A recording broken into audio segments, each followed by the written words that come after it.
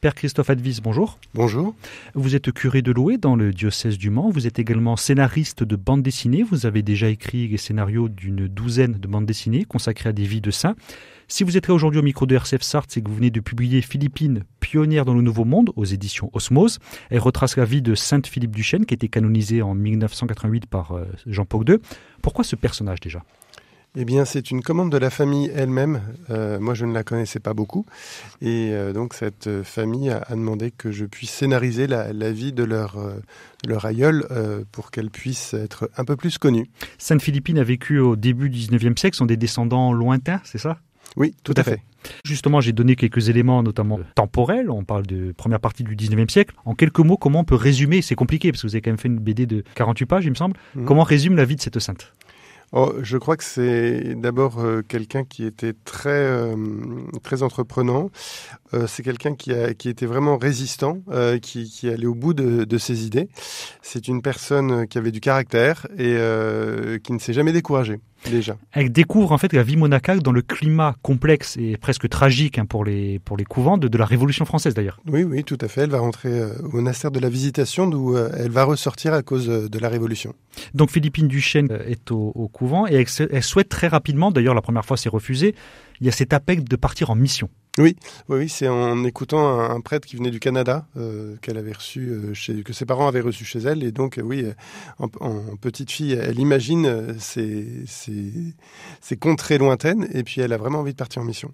Ce qui est important aussi dans ce livre, c'est d'insister sur les compagnes de Sainte Philippine. Quand elle part au bord du navire Rebecca, quand elle embarque pour l'Amérique, elle part avec d'autres sœurs. Tout à fait, oui. Des femmes qui n'avaient pas beaucoup l'habitude des grands voyages ou qui avaient plutôt une vie plutôt rangée. Et puis elles se sont retrouvées en remontant le Mississippi. D'abord elles ont traversé l'Atlantique, elles ont monté le Mississippi et puis fallait bien vivre. Elles étaient vraiment démunies. Elles sont devenues vachères, elles sont devenues c'est une vie beaucoup plus difficile. Ce qui ressort donc de cette bande dessinée. Donc, quand on ne connaît pas la vie de la sainte, c'est effectivement, on a parlé des personnalités très fortes. Et justement, dans cette vallée du Mississippi, elle manifeste un intérêt, une ouverture très forte vers les Amérindiens et vers les esclaves aussi. Oui, tout à fait. Oui. Elle voulait vraiment leur donner une éducation.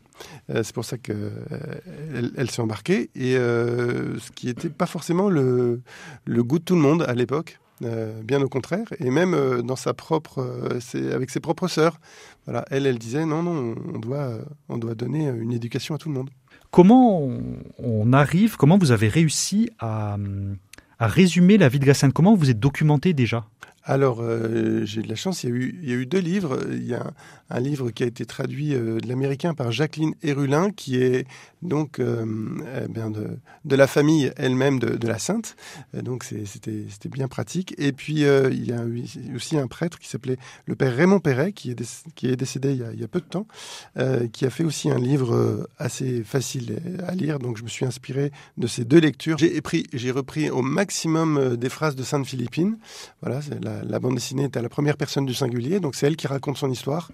Je suis pas sûr qu'elle l'aurait fait de son vivant, elle l'aurait raconté comme ça, mais moi j'ai pris cette optique-là en pensant que c'était assez vivant.